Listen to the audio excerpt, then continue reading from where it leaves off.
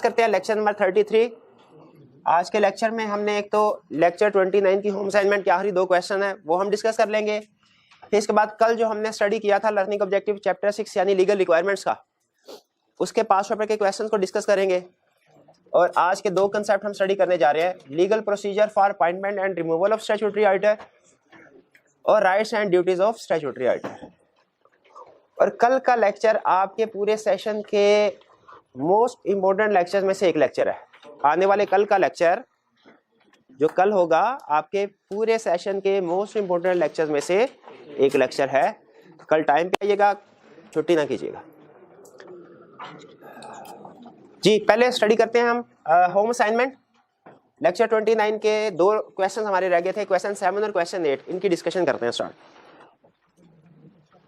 Question 7 जी आपके सामने है, इसमें क्वेश्चन 7। क्वेश्चन 7 किधर है?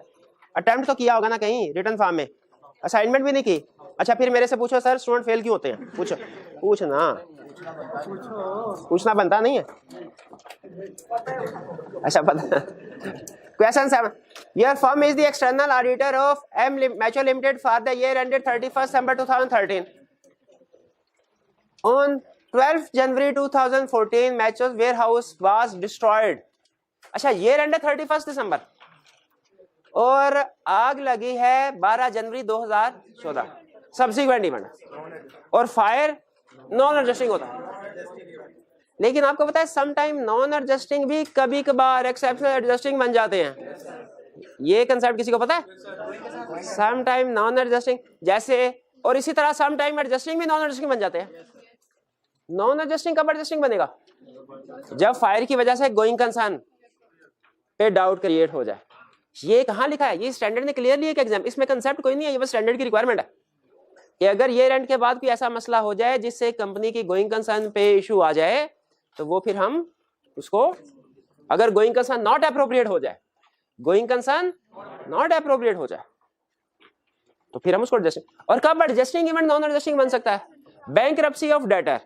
अगर डेटर किसी ऐसी वजह से बैंकरप्ट हो जो ईयर एंड के बाद हुई है, टेररिस्ट अटैक, फायर, इस वजह से। ठीक है, ये आगे की स्टडी में यूज होंगे कंसेप्ट, इसलिए रुक के रिवीजन करवाइए। Camp warehouse was destroyed resulting in the loss of its entire inventory and an inability to fulfill customers outstanding orders for the foreseeable future. Inventory सारी जल गई, अब इन्वेंट्री जल गई, जाहिर है कस्टमर के ऑर्डर फुलफिल नहीं किए जा सकते। Your firm has concluded that the financial statement should be prepared on a breakup basis. बिल्कुल ठीक है। ऐसे फायर तो नॉन एडजस्टिंग इवेंट होता है, लेकिन अब गोइंग कंसर्न नॉट एप्रोप्रिएट हो गई। ब्रेकअप बेसिस का मतलब क्या है? Non going concern basis, alternate basis, जिसे लिक्विडेशन बेसिस भी कहते हैं। अच्छा ठीक है, आगे क्या कह रहा है? State with reason the implication for your firm's audit report. Implication for your firm's audit report underline करें, ये रिक्वायरमेंट है। Implication for auditor's report on M's financial statement for the year ended 31 December 2013 if the directors of the M. अब 2 options दे दिए उसने, 2 options दे दी, दोनों में हमने क्या बताना है? Impact on report. पहला स्टेट विद रीजंस द, अच्छा sorry, prepare the, management director क्या करते हैं? Prepare financial statements on breakup basis and adequately disclose the basis of preparation in notes to the financial statements. अब चूंकि non going concern basis पे बननी चाहिए थी और नॉन गोइंग बेसिस पे ही बनी है, ओपिनियन अनमोडिफाइड, क्या रिपोर्ट में कोई और इंपैक्ट आएगा? एम्फसिस ऑफ मैटर आएगा कि, एक मिनट आ रही है, एम्फसिस ऑफ मैटर आएगा कि गोइंग कंसर्न अनसर्टेनिटी का? कोई नहीं बोलेगा। और दोबारा बोले, एम्फसिस ऑफ मैटर, क्यों गोइंग कंसर्न वाला इशू है तो गोइंग कंसर्न अनसर्टेनिटी का पैरा नहीं आएगा, क्योंकि गोइंग कंसर्न अनसर्टेनिटी है ही नहीं। ये तो कंफर्म हो गया कंपनी डूबने जा रही है, ये 50-50 वाली सिचुएशन नहीं है, तो कंफर्म हो गया कंपनी डूबने जा रही है, इसीलिए गोइंग कंसर्न अनसर्टेनिटी नहीं, एम्फसिस ऑफ मैटर आएगा। क्या एम्फसिस ऑफ मैटर की लिस्ट में, आप बताइए, एम्फसिस ऑफ मैटर की लिस्ट में हमने कोई ऐसी एग्जांपल पढ़ी थी जो इस सिचुएशन को डील कर रही हो? और ये सब्सिक्वेंट इवेंट की वजह से एम्फसिस ऑफ मैटर नहीं है, ये किसी और वजह से है। किस वजह से? स्पेशल फ्रेमवर्क को यूज करने की वजह से, स्पेशल बेसिस ऑफ काउंटिंग को यूज करने की वजह से। क्योंकि जो गोइंग कंसर्न है ये तो जनरल बेसिस है ना, non going concern special basis of counting है। स्पेशल बेसिस ऑफ काउंटिंग आए तो आखिरी एग्जांपल मेरा हाल यही पढ़ी थी हमने, ये क्लियर हो? इसमें कोई प्रॉब्लम किसी भी स्टूडेंट को कोई प्रॉब्लम नहीं है। Second, prepare the financial statements on going concern basis. जी मेरे भाई, वो सेकंड लास्ट स्टूडेंट आपके साथ, हाँ जो पीछे मुड़ के देख रहे आप, परवेसिव क्या, परवेसिव ओपिनियन आएगा भाई के लिए तालियां। ये परवेसिव ओपिनियन कौन सिखा गया आपको? परवेसिव इफेक्ट होता है, मटेरियल इफेक्ट होता है, ओपिनियन नहीं होता। ओपिनियन होता है अनमोडिफाइड, ओपिनियन होता है क्वालिफाइड, एडवर्स, डिस्क्लेमर। उसमें से बताइए कौन सा? नहीं, जज्बाती होने की जरूरत नहीं, अल्फाज का चुनाव जरा एहतियात से किया करें भाई, पेपर में खास तौर। फाइनेंशियल में गोइंग कंसर्न बेसिस, पहले स्टेप वाइज चलते हैं। सबसे पहले बताएं मिस स्टेटमेंट, स्कोप लिमिटेशन या कुछ और? दूसरा इफेक्ट क्या है? अब तीसरा डिसीजन करें, ओपिनियन क्या है? Adverse opinion. ए और कोई नहीं बोलेगा। जी मेरे भाई आप बताइए, मैंने एक लाइन लिखी, auditor shall express adverse opinion on financial statement, मैं फिर भी फेल हो गया, बताइए क्यों? हाँ जी आप।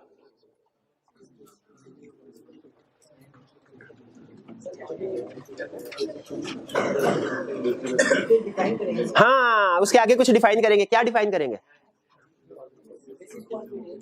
हाँ, auditor shall include nature of miss statement in basis for adverse opinion section. शाबाश। एमसीएस ऑफ मैटर आएगा इस सिचुएशन में? पक्की बात है नहीं आएगा? गोइंग कंसर्न अनसर्टेनिटी आएगा? है भाई, मेरा भी सलाम कहना भाई का। भाई इसमें एमसीएस ऑफ मैटर आएगा? नहीं, क्यों नहीं आएगा? डिस्क्लोज ही नहीं हुआ। शाबाश, डिस्क्लोज। अब फाइनेंशियल स्टेटमेंट से भाई जो चीज हमारी बेसिस फॉर एडवर्स ओपिनियन में आ गई, क्या वो एमसीएस ऑफ मैटर में आएगी? क्या वो किसी और पैराग्राफ में आएगी? नहीं आएगी। क्लियर होगी ये बात? बेसिस ऑफ एडवर्स ओपिनियन में लिखेंगे कि कंपनी नॉन गोइंग कंसर्न थी, इन्होंने still financial statement going concern basis पे बनाई, जो कि आईएफआरएस की वायलेशन है। बस ये लिखो।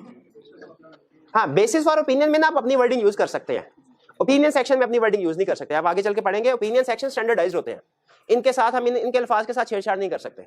लेकिन बेसिस ऑफ ओपिनियन में चूंकि अब नेचर ऑफ मिस स्टेटमेंट हजारों तरह की हो सकती है, नेचर ऑफ स्कोप लिमिटेशन भी बहुत सी तरह की हो सकती है, तो स्टैंडर्ड के लिए पॉसिबल नहीं है कि बेसिस ऑफ ओपिनियन में हर एग्जांपल दे। तो ओपिनियन चूंकि 4 तरह के होते हैं सिर्फ, इसकी स्टैंडर्ड ने एग्जांपल दिया, अनमोडिफाइड ओपिनियन ये लिखना है, उसके अल्फाज ये होंगे, क्वालिफाइड ओपिनियन के अल्फाज ये होंगे, एडवर्स के ये होंगे, डिस्क्लेमर के ये 4 या बस। इनको हम नहीं हिला सकते, ठीक है, इनको हम नहीं हिला सकते, इनका हमने रटा एज इट इज लगाना होता है। अब जिनमें हमने सिर्फ अभी अनमोडिफाइड का लगाया, बाकी में कोई नहीं लगाया रटा, सिर्फ अनमोडिफाइड। हाँ, बेसिस ऑफ ओपिनियन में सिखाया ये भी नहीं, लेकिन ये ध्यान में रखें, जब मैं सिखाऊंगा उस वक्त बताऊंगा, इसमें आप अपने अल्फाज यूज कर सकते हैं, क्योंकि ये सिचुएशन के लिहाज से चेंज हो जाएंगे। क्लियर? क्लियर? ये कोई प्रॉब्लम इस क्वेश्चन में? आगे चलें, चले भैया। क्वेश्चन 8 के लंबा चौड़ा क्वेश्चन लग रहा है, इसकी रिक्वायरमेंट तो भैया मिले, रिक्वायरमेंट पे ले चले, ताकि रिक्वायरमेंट पहले क्यों पढ़ते हैं हम, ताकि हमारे माइंड को पता चल जाए कि किस चैप्टर का है, वो उस चैप्टर के सारे कंसेप्ट बैक एंड पे रिफ्रेश कर देता है। हमें क्वेश्चन को पढ़ते हुए उस चैप्टर से रेलिवेंट इंफॉर्मेशन को फिर अंडरलाइन करते रहते हैं, वरना तो अगर रिक्वायरमेंट पढ़े बगैर क्वेश्चन को पढ़ेंगे, आपको नहीं पता नीचे क्या पूछने जा रहा है, हवा में तीर चलाते रहे, आप हर चीज को हो सकता है अंडरलाइन करते रहे। रिक्वायरमेंट को एक दफा पढ़ लेंगे, आपको पता हो जाएगा कि किस चैप्टर का क्वेश्चन, आप सिर्फ रेलिवेंट इंफॉर्मेशन को अंडरलाइन करेंगे। रिक्वायरमेंट कह रहे हैं पहला, explain what is meant by going concern concept and why the auditor should consider whether a company is going concern. ये तो रिप्रोडक्शन का क्वेश्चन है, ये तो रिप्रोडक्शन का क्वेश्चन है। गोइंग कंसर्न कि कंपनी फॉरसीएबल फ्यूचर चलेगी, जो कि 12 मंथ है। क्यों ऑडिटर सेस कर? क्योंकि अकाउंटिंग स्टैंडर्ड्स कहते हैं। ये आगे कुछ ना कुछ उसने एक्सप्लेनेशन दी होगी, वो आप पढ़ लीजिएगा, बेसिक कंसेप्ट तो उसमें यही है ना। B, explain the circumstances particular to study ED which may indicate that it is not a going concern.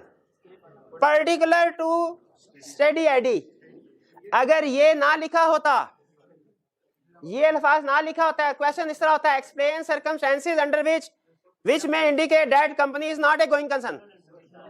फिर हमने वो जो फैक्टर्स पढ़े थे, events and conditions indicating doubt on entities ability, वो सारे के सारे छाप देते, वो सारे के सारे छाप देते। याद है आपको? उसमें 3 कैटेगरीज थी, 3 थी कि 4 थी? 3 थी। कौन कौन सी? Financial, operating, legal and other. वो याद है आपको, वो छाप देते आज। लेकिन उसने कहा नहीं नहीं नहीं मुझे वो नहीं, मुझे तो क्या चाहिए, पर्टिकुलर टू स्टडी एट। तो हमने देखना है इस इंफॉर्मेशन में कौन से वो पॉइंट्स हैं जो हमने पढ़े थे और वो उसमें आ रहे हैं, उनको निकाल के उसको एक्सप्लेन कर देंगे। चलिए जी स्टार्ट पे आए, क्वेश्चन के स्टार्ट पे कह रहे you are planning the external audit of study at limited whose principal activity is the provision of road haulage services. You have been provided with the following information in respect of year ended 31st May 2007. यहाँ तक बताइए कोई information है जो indicate कर रही हो कि गोइंग कंसर्न का मसला है? हाँ बस ठीक है, सलाम दुआ है, चले ठीक है। The company made a loss for the year to 31st May 2007. This is mainly due to the loss of a major customer to a competitor and exceptional costs incurred in relocating new premises. Loss आ रहा है, क्या ये indication है? अच्छा confirmation नहीं है, एक इंडिकेशन है, क्योंकि बहुत सी कंपनीज ऐसी होती हैं जो एक साल में लॉस आ भी जाता है, अगले साल में रिकवर कर जाती हैं, लेकिन बहरहाल हम इसको इग्नोर नहीं करेंगे, हम कहेंगे। और फिर मेजर कस्टमर का लॉस, ये भी हमारी एक इंडिकेशन है, बिल्कुल। And exceptional cost incurred in relocating to new premises, वो उस लॉस की रीजन बता रहा है। हमने अभी तक उसको दो चीजें बता दी, लॉस और loss of major customer. In previous year the company has been profitable but has recently experienced reduced margin due to high cost of fuel. Reduce profit margin, क्या ये भी एक इशू है? रिड्यूस प्रॉफिट मार्जिन जब कम हो रहे हो, competition बढ़ रहा हो, प्रॉफिट मार्जिन कम हो रहे हो, ये रिस्क है गोइंग कंसर्न का? बिल्कुल। हाँ ये सक्सेसफुल कंपैटिटर था उसमें लिस्ट में, सक्सेसफुल कंपैटिटर, तो बिल्कुल ये सक्सेसफुल कंपैटिटर है जिसने हमारा बड़ा कस्टमर छीन के ले गया। यहां तक कितने फैक्टर्स हमने पढ़ लिए हैं? एक लॉस, एक major customer, successful competitor, reduce margin. अच्छा अगर आपको लगे ना कि सम टाइम कुछ फैक्टर ऐसे हैं जो मिल रहे हैं, मिलते जुलते हैं, आप उनको एक ही लाइन में लिख सकते हैं, इसमें कोई प्रॉब्लम नहीं है। जैसे आप ये सक्सेसफुल कंपैटिटर और लॉस ऑफ मेजर कस्टमर एक में लिख सकते हैं, लॉस को और रिड्यूस मार्जिन इसको भी एक में लिख सकते हैं, क्योंकि थोड़ा सा मुझे लग रहा है मिलते जुलते हैं। एग्जाम में फिर हम डिसाइड करते हैं कि उसने मार्क्स कितने पूछे हैं। ज्यादा मार्क्स के साथ पूछे तो हम इसको लादा बताते हैं, कम मार्क्स के साथ पूछे तो फिर हम उनको इकट्ठा करें, मर्ज करके भी एक्सप्लेन कर सकते हैं, उसके लिए एक्सेप्टेबल है। Next, despite its poor trading results the company has managed to stay within its overdraft limit of 500,000। इसमें कोई प्रॉब्लम? ओवरड्राफ्ट प्रॉब्लम नहीं है। ओवरड्राफ्ट जब तक लिमिट के अंदर है या जब तक आप उसकी पाबंदी कर रहे हैं कोई इशू नहीं है। तकरीबन हर कंपनी ने लोन लिया होता है, लोन लिया होना कोई इशू नहीं है गोइंग कंसर्न का, उस लोन को ड्यू डेट पे वापस ना करना ये इशू है, तो अभी तक कोई प्रॉब्लम नहीं है गोइंग कंसर्न की। Next, this was achieved by managing director temporarily lending the company 200,000 and delaying payments to creditors. Director ने लोन दे दिया, ठीक है, इससे हमें पता चल रहा है कि थोड़ी कंपनी के हालात टफ है, लेकिन ये भी कोई एक्सेप्शनल चीज नहीं है, डायरेक्टर समटाइम लोन दे सकते हैं। हाँ जो प्रॉब्लमेटिक चीज है वो क्या है? Delaying payment to creditors. आपने लॉ में तो नहीं पढ़ा होगा, वो इसी सेशन में आई कि आपने कंसेप्ट ऐड किया वाइंडिंग अप का।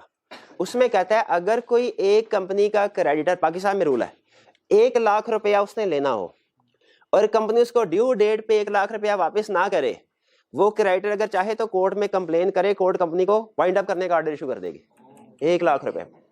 तो इसीलिए बजाहिर दिखने में लग रहा है अच्छा पेमेंट्स डिले हो गई, क्रेडिटर को क्या मसला है, कोई इतना बड़ा मसला नहीं है, लेकिन अगर क्रेडिटर कोर्ट में पहुंच गए कंपनी बंद हो सकती है। ये लदा बात है, नॉर्मली क्रेडिटर भी इतना बड़ा एक्शन नहीं लेते, उन्हें अगर अंदाजा हो कि कंपनी कुछ 2-4 हफ्तों के बाद पैसे दे देगी तो वो वेट करते हैं। हाँ जब उनका सबर का पैमाना लबरेज बिल्कुल उन्हें पता चल जाए कंपनी का नहीं इरादा, फिर वो कोर्ट में चले, तब जाए तो वो कोर्ट में चल जाते हैं। तो डिले इन पेमेंट्स 1000-1500 में कोई मसला नहीं है। डिलेइंग पेमेंट्स टू क्रेडिटर्स ये एक इशू है गोइंग कंसर्न का, डाउट क्रिएट कर रहा है। Next, the overdraft facility is to be reviewed by the bank in December 2007। अब ये कोई पुराना, ये को 31 मई में हम खड़े और कह रहा है ये रिन्यू होगी 2007 में। बैंक ना साल के लिए लोन देते हैं या 2 साल के लिए, कहते हैं फिर बाद में हम रिव्यू करके फैसला करेंगे, आपको फर्दर पीरियड एक्सटेंड करें कि अभी आपसे पैसे मांग लें। The overdraft facility is to be reviewed by the bank. अच्छा, after the audited financial statements are available. Audited financial statements के बाद यहां तक कोई इशू नहीं है, क्योंकि इसी तरह जाहिर है जब लोन लिया कोई ना कोई उसकी ड्यू डेट आएगी, लोन लेना कोई इशू नहीं, उसकी ड्यू डेट आगे करीब कोई इशू नहीं, पे करने के लिए पैसे नहीं है, ये इशू है ड्यू डेट। अब देखिए यहां मैं आपको बता रहा हूं कि किस लफ्ज से हमने इवेंट उठाना है। यहां तक कोई ऐसी चीज नहीं है जो डाउट क्रिएट कर रही हो इस पैराग्राफ इस इंफॉर्मेशन से। कह रहे company has loan installments following due in October 2007 which it plans to repay within the proceed from the recently vacated premises which are currently for sale. यानी इससे इंडिकेशन हमें क्या मिल रही है? अच्छा मुझे बताइए, क्या नॉर्मली ऐसा होता है कि कंपनीज जिन लोगों ने लोन लिया हो वो अपनी प्रॉपर्टी बेच के तो लोन को रीपे करते हैं? कि नॉर्मली कंपनी के ऑपरेशन से पैसे निकाल के रीपेमेंट के, क्योंकि लोन लेके कंपनी के ऑपरेशन में लगाया ना, ऑपरेशन से निकाल। तो इससे क्या इंडिकेशन मिल रही है? क्या कंपनी के पास सफिशिएंट कैश है रीपे करने के लिए? नहीं है।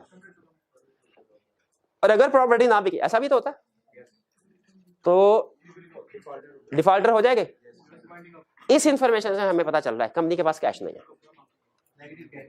नेगेटिव कैश फ्लोस कह लें, या यूं कह लें कि insufficient cash. The company has fallen behind with its payments to tax authorities. Tax authority के साथ जो पेमेंट एग्री की थी वो भी फॉलन बिहाइंड का मतलब क्या है? अब वो पेमेंट नहीं कर रही इसको। But the director have successfully negotiated a scheme for settling the areas over a period of 4 months. लेकिन डायरेक्टर ने कहा कि जी अब हम एरिया जो है 4 महीनों में, अभी पे नहीं किया कोई मसला नहीं, 4 महीनों में पे कर देंगे। अच्छा चाहे अब उस बंदे ने कह दिया और ठीक है 4 महीनों के बाद पेमेंट कर देना, लेकिन क्या एज ऑडिटर हम ये कह देंगे कि इशू रिजॉल्व हो गया? क्योंकि इशू इंडिकेशन दे रहा है कि कंपनी लिक्विडिटी प्रॉब्लम में है और वो स्टिल लिक्विडिटी प्रॉब्लम में है। A condition of this concession granted by tax authority is that the company pays all of its future monthly tax liabilities on due date। और एग्री ये हुआ है कि कंपनी अपनी फ्यूचर की सारी लायबिलिटी ड्यू डेट पे पे करेगी। लेकिन स्टिल चूंकि कंपनी लिक्विडिटी, ये इंफॉर्मेशन शो कर रही है हमें कि कंपनी अपनी लायबिलिटीज को टाइम पे नहीं करी, डिफॉल्ट किया उसने, तो पेमेंट्स में डिफॉल्ट करना ये भी एक इंडिकेशन है जो डाउट क्रिएट करती है गोइंग कंसर्न। तो हमें इसमें 5-6 मिल गई रीजन। चलिए जरा देखिएगा मार्क्स कितने थे? 8 मार्क्स थे। 8 मार्क्स थे, तो मेरा ख्याल है 1 नंबर आइडेंटिफिकेशन का, 1 नंबर एक्सप्लेनेशन का। एसीसी के जो क्वेश्चंस होते हैं ना या आईसीडब्ल्यू के, इनमें एक्सप्लेनेशन कुछ ज्यादा रिक्वायर होती है। ये हेडिंग के लादा मार्क्स देते हैं, एक्सप्लेनेशन के लादा। तो कम से कम इसमें 4 इमर्स या कंडीशन आइडेंटिफाई करने हैं। क्या हम 4 कर चुके हैं? कौन को पहले कौन सा था? लॉसेस, फिर दूसरा loss of major customer, successful competitor, low margin, reducing profit margin, installment pay नहीं की। इंस्टॉलमेंट कौन सी पे नहीं की? लोन की इंस्टॉलमेंट डिले किया नहीं, वो लोन वाली क्या बात है? हाँ सॉरी, हाँ ये प्रेमिसेस, हाँ बिल्कुल पैसे नहीं है, प्रेमिसेस बेचने की बात कर रहा है। 5वीं और फिर 6ठे ये टैक्स अथॉरिटीज को ड्यू डेट्स के ऊपर पेमेंट नहीं की गई। क्या ये सारी इंफॉर्मेशन कंपनी की फाइनेंशियल पोजीशन, लिक्विडिटी इश्यूज को इंडिकेट कर रही है? यही हमसे पूछ रहा है। क्या बताइए? Explain circumstances which indicate that it is not going concern. जैसे ही क्वेश्चन में गोइंग कंसर्न का लफ्ज आ गया, आपने फौरन उस लिस्ट के ऊपर पहुंच जाना है और उस लिस्ट के अंदर जो जो पॉइंट केस में आपको मिल रहा है वो आपका आंसर का हिस्सा होना चाहिए। चलिए कोई इशू, कोई पॉइंट पूछना चाहते हो? जी जी पूछो।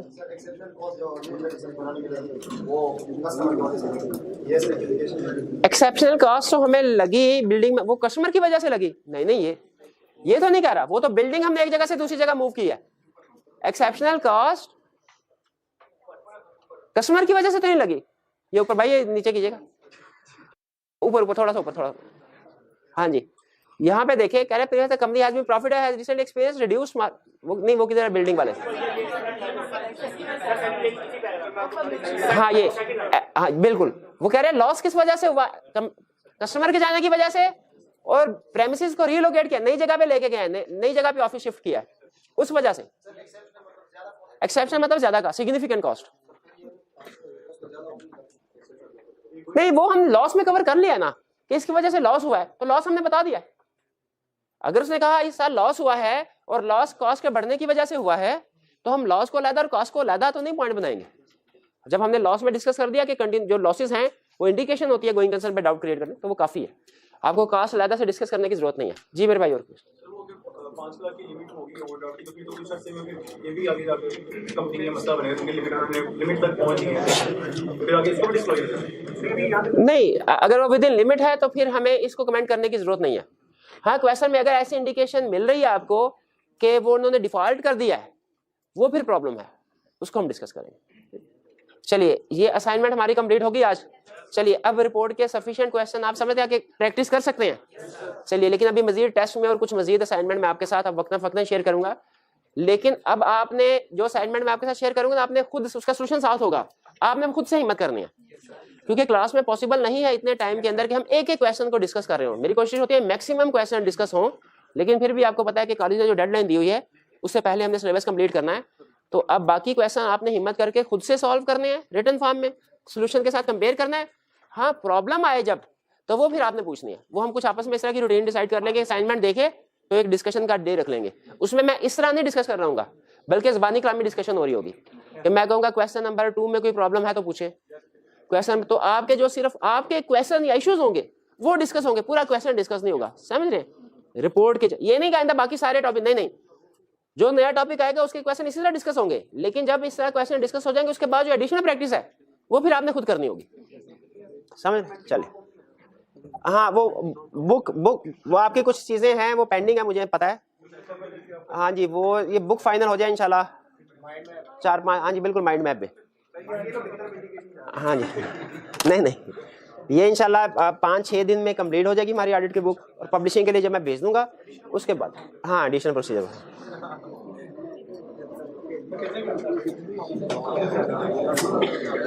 ये डॉक्टर सेक्टर से हो जाएगा। हाँ बस ठीक है, शुक्रिया। जाना तो आप चले जाइए जी। कल के लेक्चर में कुछ क्वेश्चंस हैं,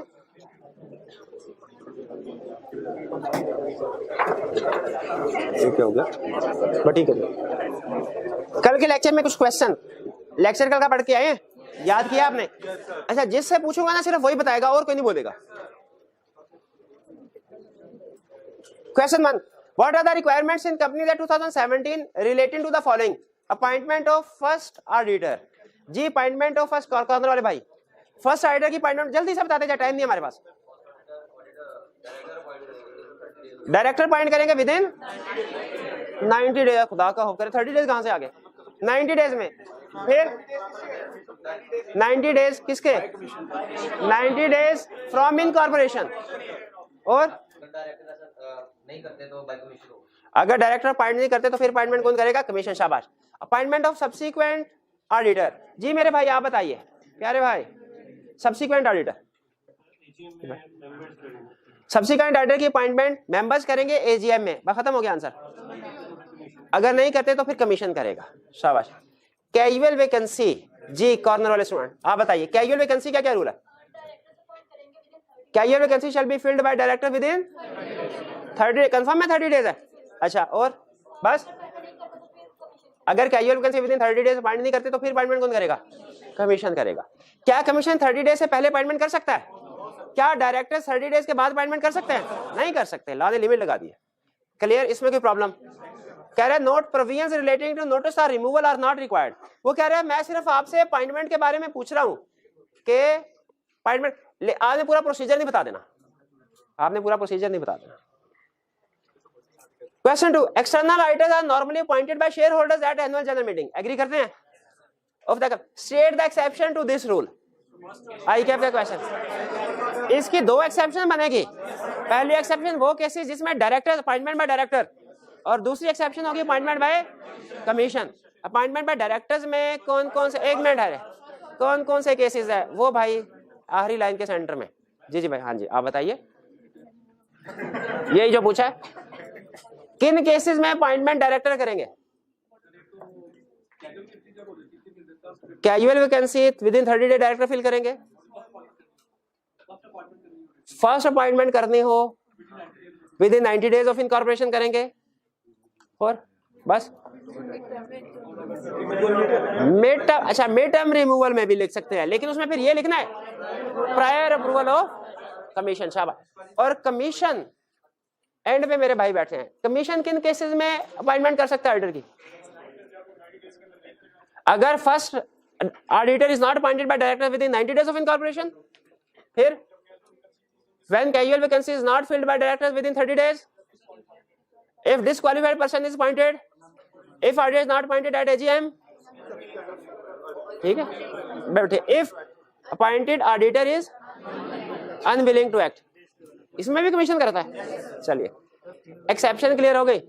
हाँ 3 नंबर के लिए कुछ ज्यादा है, लेकिन आप दिखता है कितनी 8 लाइनें बनेंगी, 8 3 डायरेक्टर्स वाली 5 कमीशन वाली, मार्क्स कुछ कम है लेकिन फेल होने से बेहतर है लिख दे। स्पीड कम है तो चले 2 लिख दे डायरेक्टर्स के और 3 लिख दे कमीशन के, 3 कमीशन के लिए कम कर दें, लेकिन लिखनी दोनों अथॉरिटीज है। Question under the company that identify situation in which commission may appoint a % of vacancy of, सारे केसेस आएंगे कि सिर्फ कैजुअल वैकेंसी का?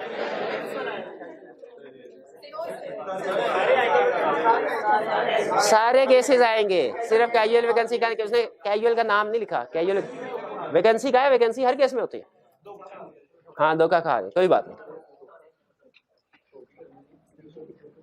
Next, can auditor of a listed company be removed during the term of his office?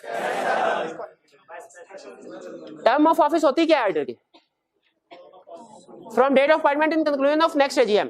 क्या उसे पहले remove किया जा सकता है उसको? कैसे?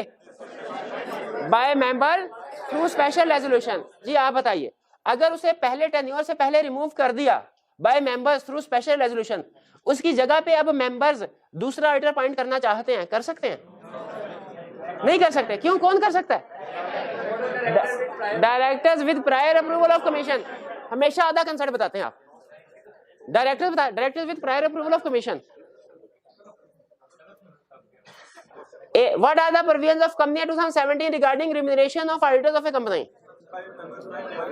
Appointing authority। अच्छा 2 स्टेटमेंट दे रहा हूं, एक स्टूडेंट पास है एक फेल। आपने बताना है पहले वाला कौन सा स्टूडेंट पास हुआ, पहले वाला कि दूसरे वाला? पहले स्टूडेंट ने लिखा appointing authority shall determine the remuneration to be paid to auditor. दूसरा appointing authority shall pay the remuneration to auditor. पहले वाला अपॉइंटिंग अथॉरिटी फीस डिटरमिन करेगी, पे अपनी जेब से कमीशन थोड़ी करेगा, डायरेक्ट पे कंपनी के अकाउंट से ही होगी फीस। डिटरमिन कौन करेगा? अपॉइंटिंग, यानी मेंबर्स ने अपॉइंट किया, मेंबर करेंगे, डायरेक्टर ने किया, डायरेक्टर करेंगे, कमीशन ने किया, कमीशन करेगा। ठीक है, तो डिटरमिन में और पे में फर्क समझ आ गया आपको? B, what are the provisions of company act 2017 regarding auditor signature on audit. अच्छा आप सुनिए, मैंने एक लाइन लिखी और मैं फेल हो गया, आपने बताना है क्यों फेल हुआ। क्वेश्चन ये है पार्ट बी, मैंने क्या लिखा कि sign on auditor report shall be in the name of firm और इंडिविजुअल और both, in the personal name of auditor और इन फर्म नेम और बोथ। मैंने यही लिखा और फेल हो गया। कोई स्टूडेंट बता सकता है क्यों? भाई ये वाली लाइन आईएएस ऑडिटिंग स्टैंडर्ड्स में लिखी हुई है। उसने कंपनी एक्ट को जब हम आंसर करते हैं ना, तो उसमें 2 चीजें बताते हैं, उसको 2 हिस्सों में डिवाइड करके। अगर सोल प्रोप्राइटर है तो क्या रूल है, पार्ट फर्म है तो क्या रूल है। सोल प्रोप्राइटर है तो वो खुद साइन करेगा, फर्म है तो कोई पार्टनर साइन करेगा इन फर्म ने। तो ये साइनिंग का रूल आईएसए के मुताबिक कुछ और है, कंपनी एक्ट के मुताबिक कुछ और है, थोड़ा सा फर्क है। आईएसए सोल प्रोप्राइटर और पार्टनरशिप की क्लासिफिकेशन नहीं करते, ठीक है, और वो जनरल बात कर रहे होते हैं क्योंकि वो सारे मुल्कों के लिए। कंपनी एक्ट सिर्फ पाकिस्तान के लिए बात कर रहा है। जी किस केस में? फर्म ऑडिट कर रही हो, उसके फर्ज कीजिए कितने पार्टनर रखे हैं, A B C D 4 partner हैं, तो बड़ी इनकंसिस्टेंसी ढूंढी है सर 3 है, तो A B C D 4 partner हैं, फर्म का नाम है ABCD and company chartered accountants. Law ये कहता है इन चारों में, अच्छा मजे की बात बताऊं आपको, ऑडिट किया है मिस्टर रे ने। लॉ क्या कहता है कि साइन कौन करेगा? Any partner. कोई भी नहीं कर सकता, कोई भी पार्टनर कर सकता है। नहीं, कंसेप्ट पूरा नहीं था, एग्जाम में केस स्टडी में उसने पूछ लिया, उसने कहा सीनियर मैनेजर है वो रिपोर्ट पे साइन कर सकता है, तो आपने कहा कोई भी कर सकता, तो कोई भी कर सकता उसमें। एग्जाम क्वेश्चन लिखते हुए एहतियात से अल्फाज का चुनाव करना है। कोई भी पार्टनर कर सकता है, पार्टनर होना लाजमी, कोई भी कर सकता। अच्छा साइन करेगा तो किस नाम से करेगा? मिस्टर बी साइन कर रहा है, अगर वो बी नहीं लिखेगा, वो साइन नहीं करेगा जो अपनी चेकबुक पे करता है, वो ABCD and company chartered accountants के नाम से साइन करेगा। क्लियर हो गया ये? इन द नेम ऑफ फर्म का मतलब यही है कि फर्म के नाम से साइन होंगे। और नेम ऑफ एंगेजमेंट पार्टनर उसमें लिखा जाएगा। नेम ऑफ एंगेजमेंट पार्टनर क्यों लिखा जाएगा? आइडेंटिफिकेशन के लिए कि ए है, बी है, सी है, किसने ऑडिट किया।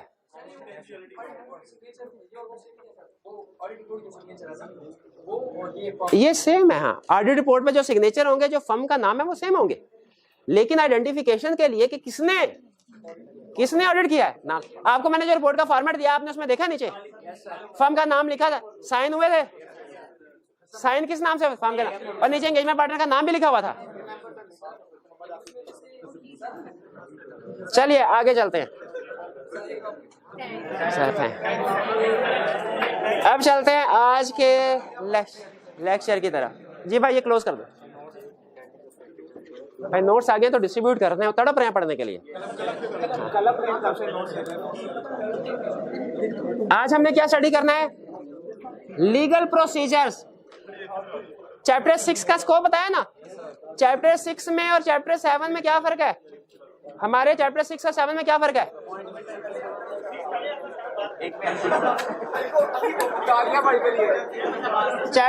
चैप्टर 6 रिलेट करता है लीगल रिक्वायरमेंट से, चैप्टर 7 रिलेट करता है एथिकल रिक्वायरमेंट्स। लीगल रिक्वायरमेंट्स लिखी है कंपनीज एक्ट में, एथिकल रिक्वायरमेंट्स लिखी है कोड ऑफ एथिक्स में। गेस कीजिए ऑडिटर को किसकी कंप्लायंस करनी है? दोनों की। लेकिन अगर कहीं कन्फ्लिक्ट आए, अगर किसी सिचुएशन में दोनों हो, प्रायोरिटी किसको देनी है? कंपनीज एक्ट को। ये बात ध्यान में रखिएगा। ये केस स्टडी में ये कंसर्ट मैंने उठाना है फिर से कि रिपीट कर, सोए हुए थे कि ऑडिटर ने कंपनीज एक्ट की भी कंप्लायंस करनी है, कोड ऑफ एथिक्स की भी। लेकिन अगर कभी दोनों में कन्फ्लिक्ट आए, कंपनीज एक्ट प्रिवेल करेगा। लोकल लॉज हमेशा प्रिवेल करते हैं इंटरनेशनल से। तो हमने लीगल प्रोसीजर्स पढ़ने हैं किसके? Appointment and removal. Statutory order कौन है? रिक्वायर्ड। लॉ ने रिक्वायर किया, आपने शायद बिजनेस लॉ में पढ़ा होगा, कंपनी लॉ में पढ़ा होगा कि हर कंपनी जिसका 1 मिलियन से ज्यादा शेयर कैपिटल है उसके लिए ऑडिट करवाना रिक्वायर्ड है। तो जो ऑडिट करेगा उसे कहते हैं स्टैट्यूटरी ऑर्डर। अच्छा, आपने पढ़ना है प्रोसीजर अपॉइंटमेंट का, लेकिन उसने कहा लीगल प्रोसीजर। इसका मतलब है कोई, ये वो प्रोसीजर है जो कंपनीज एक्ट में लिखा हुआ है। इसका मतलब है कोई प्रोसीजर हो सकता है कोड ऑफ एथिक्स में भी लिखा हो, उसे क्या कहेंगे? Ethical procedures. Ethical procedure. अच्छा मुझे ये बताइए, लीगल प्रोसीजर को इस चैप्टर में पढ़ना चाहिए, एथिकल प्रोसीजर को चैप्टर 7 में पढ़ना चाहिए असूली तौर पे। अच्छा चलिए आगे स्टडी करते हैं कि प्रोसीजर क्या है, किस चीज का? Appointment and removal. याद रखें, जिस प्रोसेस से नया ऑडिटर अपॉइंट होता है उसी प्रोसेस से पुराना ऑडिटर रिमूव होता है। इसलिए चाहे एग्जाम में आपसे ये पूछे कि बताइए रिमूवल ऑफ ऑडिटर का क्या प्रोसीजर है, वो भी सेम है। और अगर आपसे पूछे अपॉइंटमेंट ऑफ ऑडिटर का क्या प्रोसीजर है, वो भी सेम है। क्यों? क्योंकि उसी प्रोसेस से पुराना ऑडिटर जाता है और नया ऑडिटर आता है। अच्छा, ये अपॉइंटमेंट का प्रोसीजर लॉ ने बताया है सब जो ज्यादातर होता है, मोर देन 90% केसेस में, यानी सब्सिक्वेंट ऑडिटर। ये फर्स्ट ऑडिटर की अपॉइंटमेंट का प्रोसीजर नहीं है, वो सिंपल है, डायरेक्टर कर देंगे, खत्म कहानी। ये कैजुअल वैकेंसी का प्रोसीजर नहीं है। ये कौन सा प्रोसीजर है? बाय मेंबर एजीएम में जो अपॉइंटमेंट, यानी सब्सिक्वेंट ऑडिटर। और मोर देन 90% केसेस में ऑडिटर की अपॉइंटमेंट एजीएम में ही होती है, जो मेंबर्स का। ठीक है, अब सुने कहानी शुरू कहां से होती है। सुने, फाइनल अपॉइंटमेंट तो मेंबर्स ही करेंगे, लेकिन कहानी सुने शुरू कहां से होती है। सबसे पहले आपको पता है मीटिंग का नोटिस लॉ में आपने पढ़ा होगा, एजीएम से कितने अर्सा पहले? 21 दिन पहले। शाबाश। उसमें कुछ चीजें लिखी होती हैं नोटिस में, आपने पढ़ा होगा। ऑर्डिनरी बिजनेस में क्या होता था? डायरेक्टर की अपॉइंटमेंट, उसके साथ ऑडिटर की अपॉइंटमेंट भी एजेंडा होता था, ऑडिटर की अपॉइंटमेंट। तो उस पर्पस के लिए, इसका मतलब है एजीएम में ऑडिटर की अपॉइंटमेंट होगी। ये कंसेप्ट हमारा, अगर हमने लॉ पढ़ा हुआ है तो उससे भी मैच कर रहा है। भूल गए कोई बात नहीं, अभी बता रहा हूं कि ऑडिटर की अपॉइंटमेंट कहाँ होगी, एजीएम। सबसे पहले डायरेक्टर्स रिकमेंड करेंगे किसी एक ऑडिटर को, रिकमेंड करेंगे, अपॉइंट नहीं करेंगे, रिकमेंड के सर अपॉइंटमेंट आप लोगों ने करनी है। जो एजीएम का नोटिस होता है उसमें लिखा होता है कि इस एजीएम में नेक्स्ट ईयर के लिए जो ऑडिटर्स हैं वो भी अपॉइंट किए जाएंगे, इस पर्पस के लिए हम ABC and company chartered accountant को रिकमेंड कर रहे हैं। ये वही फर्म भी हो सकती है जिसने पिछले साल ऑडिट किया है, और कोई नई फर्म भी हो सकती है, लेकिन ये नॉमिनेशन होगी, अपॉइंटमेंट नहीं होगी। नॉमिनेशन में अपॉइंटमेंट में फर्क है ना। हाँ, अगर आप लेक्स अवार्ड देखते हैं आपको पता होगा नॉमिनेशन में और अपॉइंटमेंट में फर्क होता है। अपॉइंटमेंट वो जो विनर होगा और नॉमिनेशन जो डायरेक्ट। लेकिन नॉमिनेट करने से पहले जिसकी नॉमिनेशन करने उसे पूछ लेना चाहिए कि नहीं, कंसेंट ऑफ प्रपोज्ड ऑडिटर ले ली जाएगी और फिर एजीएम में के नोटिस के साथ बता दिया जाएगा। अच्छा, अब ये जो रिकमेंडेशन है ना, इसका नोटिस मेंबर्स को तो जाएगा ही जाएगा। मेंबर्स को तो एजीएम का नोटिस जाता है ना, उसमें चेंज ऑफ डायरेक्टर वाला रेजोल्यूशन भी, एजेंडा भी जाएगा। रिटायरिंग ऑडिटर को भी मिलेगा। रिटायरिंग ऑडिटर या तो उस नोटिस को देख के खुश होगा या गमगीन होगा। अगर उसी को रीअपॉइंटमेंट के लिए खुश होगा और अगर उसके बजाय किसी और को नॉमिनेट किया गमी। ठीक है, चले ये खुशी गमी जेब में रखिएगा। आगे चलते हैं। डायरेक्टर नॉमिनेट कर, क्या कोई मेंबर्स भी चाहे तो नॉमिनेट कर सकते हैं किसी ऑडिटर को? यस, कर सकते हैं। मेंबर घर में बैठा है, उसको 21 दिन पहले नोटिस आया, उसने कहा ये डायरेक्टर बड़े चालाक हैं, ये इन्होंने लगता है ABC and company chartered accountant के साथ कोई मिलजुल के ना कोई हेलो हाय की हुई है। नहीं, मैं तो डीईएफ को नॉमिनेट करना चाहता हूँ। क्या कोई मेंबर नॉमिनेशन कर सकता है?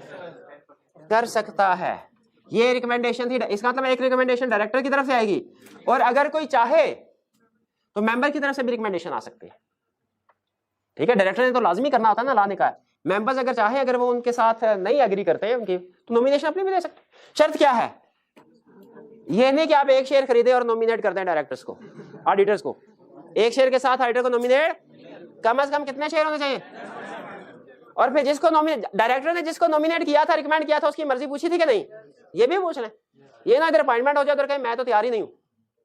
तो कंसेंट ऑफ प्रपोज ऑडिटर भी ऑब्टेन करनी है और कंपनी को नोटिस देना है। कब? एजीएम से 7 दिन पहले, क्योंकि उन बेचारों को खुद 21 दिन पहले पता चला किसको नॉमिनेट किया है। तो जाहिर है फिर अगर उन्होंने किसी और ऑडिटर को ढूंढना है, उसकी कंसेंट लेनी है, और वो ऑडिटर भी प्रैक्टिकली कंसेंट देने से पहले अपने एक्सेप्टेंस प्रोसीजर परफॉर्म करता है, तो उसमें कुछ दिन लग जाएंगे। इसलिए ला ने 14 दिन का टाइम दिया। उसने कहा एजीएम से 7 दिन पहले तक अपनी नॉमिनेशन कंपनी भिजवा दे। और कंपनी क्या करेगी, जब ये नॉमिनेशन आएगी, डायरेक्टर ने अपनी नॉमिनेशन भिजवाई थी, तो जब मेंबर्स की तरफ से नॉमिनेशन आएगी, ये भी रिटायरिंग ऑडिटर को भी भिजवाई जाएगी और मेंबर को भी। लेकिन अब की बार मेंबर को भिजवाने के लिए पुराना तरीका नहीं इस्तेमाल किया जाएगा, कोरियर वाला, बल्कि अब वेबसाइट के ऊपर अपलोड कर दिया जाएगा।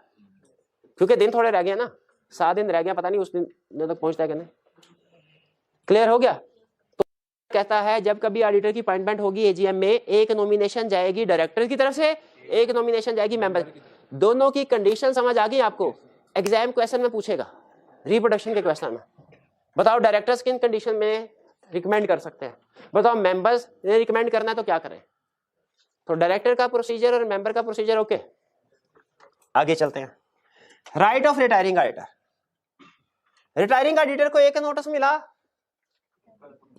इधर भी कलम उठा, इधर भी कलम उठा। यह हो सकता है इधर खुश हुआ, डायरेक्टर्स ने कहा पुराने बंदे को रिअपॉइंट करते हैं, मेंबर्स ने कहा नहीं किसी और को।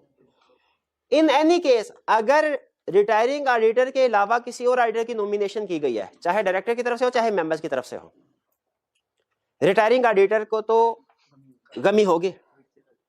लॉ ने उसको एक ऑप्शन दी है, अगर वो ये चाहता है कि उससे रिमूव ना किया जाए, अगर वो चाहता है कि अगले साल भी ऑडिट करे, लेकिन किसी और बंदे की नॉमिनेशन आ गई है, तो वो अपना पॉइंट ऑफ व्यू, अपना नुक्ता नजर सारे मेंबर्स के सामने रख सकता है।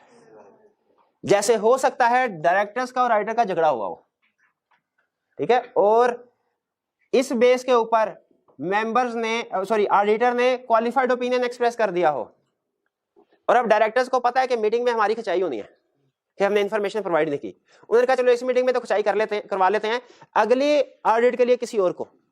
अब देखिए इसमें जो डायरेक्टर्स रिकमेंड करेंगे उनके पीछे बैड इंटेंशन है। इस तरह की सिचुएशन में लॉ ने राइट, स्पेशल राइट दिया रिटायरिंग ऑडिटर को कि अगर वो चाहे तो एक रिप्रेजेंटेशन इन राइटिंग बनाए और कंपनी में सबमिट करवा दे एजीएम से 2 दिन पहले। रिटायरिंग ऑडिटर क्या करे, एजीएम से 2 दिन पहले क्या बनाए, representation in writing, written representation नहीं, रिप्रेजेंटेशन इन राइटिंग। फर्क क्या है? अभी बता। पहले ये बताइए कि समझ आया इस रिप्रेजेंटेशन में लिखा क्या होगा कि भाईजान आपने डायरेक्टर का नुक्ता नजर तो देख लिया, पढ़ लिया उसने एजीएम के नोटिस में जो बातें बताई, अब मेरा भी नुक्ता नजर सुन लें। ये सर मैं डायरेक्टर ठीक लोग नहीं है, ये इन्फॉर्मेशन नहीं देते, गड़बड़ करते हैं वगैरह वगैरह, जो भी उसका नुक्ता नजर है। याद रखिए ये राइट है रिटायरिंग ऑडिटर का, ड्यूटी नहीं है।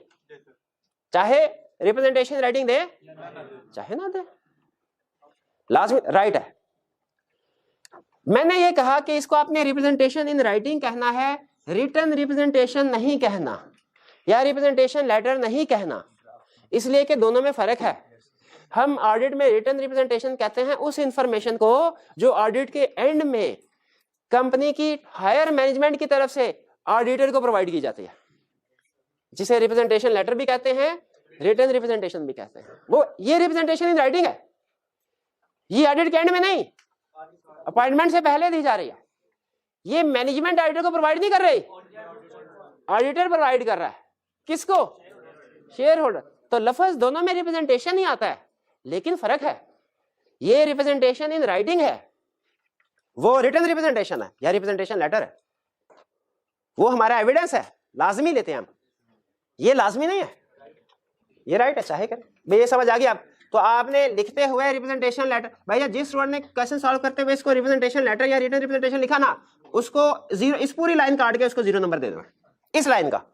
बाकी के प्रोसीजर के नंबर मिलेंगे, इस लाइन का नहीं नंबर। क्लियर हो गया बात? फिर ये रिप्रेजेंटेशन रिटायरिंग ऑडिटर ने कंपनी को दे दी एजीएम से 2 दिन, कंपनी क्या करे, इसको दबा के बैठ जाए। जिम्मेदारी है इसको रीड कर, कहां रीड की जाएगी? एजीएम के अंदर। अच्छा मुझे बताइए, एजीएम में ऑडिटर की अपॉइंटमेंट होने से पहले रीड किया जाएगा कि बाद में? लॉजिकल ये पॉइंट ऑफ व्यू पहले, ताकि उसके मुताबिक शेयर होल्डर डिसीजन कर सके। हमने अभी राइट्स तो नहीं पढ़े, ऑडिटर के राइट्स तो नहीं पढ़े। हाँ, उनमें एक राइट है, right to attend general meeting. Law में आपने पढ़ा होगा जनरल मीटिंग में मेंबर्स जाते हैं, और ये भी पढ़ा होगा कि मामला संभालने के लिए डायरेक्टर्स भी मौजूद होते हैं। लेकिन ये आपने कभी पढ़ा कि उसमें ऑडिटर भी जाता है? अब ऑडिट में पढ़ रहे हैं, ऑडिटर भी जाता है। ऑडिटर का राइट है, ड्यूटी नहीं है, राइट है। सुन ले, एजीएम को अटेंड करना ऑडिटर का राइट है, लेकिन 2 केसेस में ड्यूटी बन जाती है। पहले मैं क्लब लूं। अच्छा मुझे तो क्लब में पैसे मिलते हैं, आपको क्या मिलता है?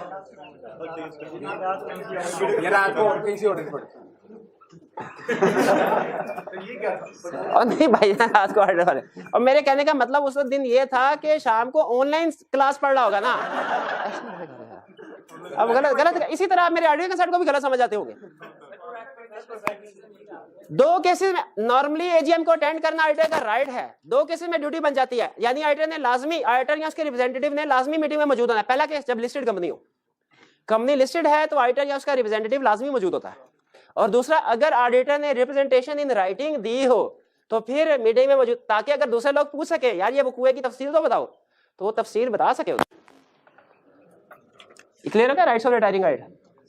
फिर इसके बाद आगे अब क्या होगा? अच्छा अब रिप्रेजेंटेशन ऑडिटर ने अपनी दे दी, अब क्या होगा? मेंबर्स फैसला करेंगे।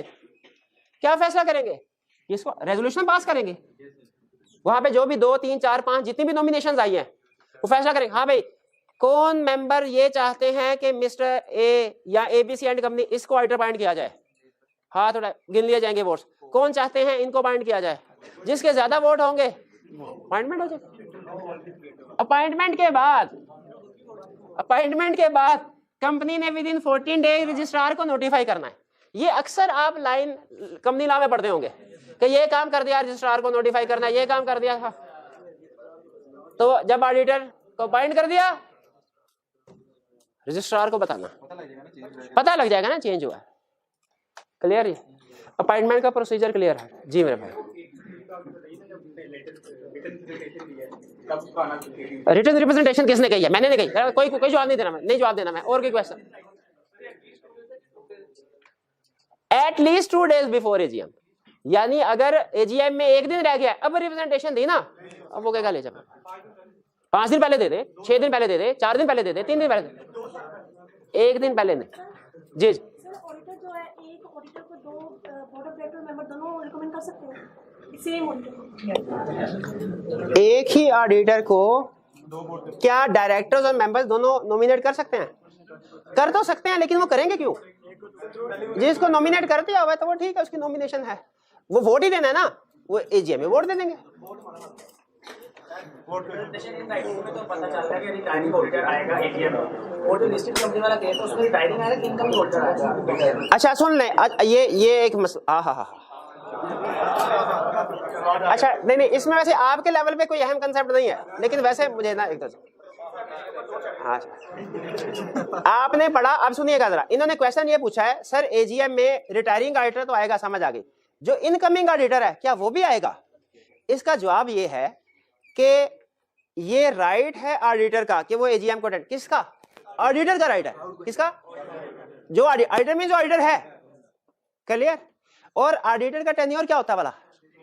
From date of appointment till conclusion of, एक वक्त में 2 ऑडिटर नहीं हो सकते।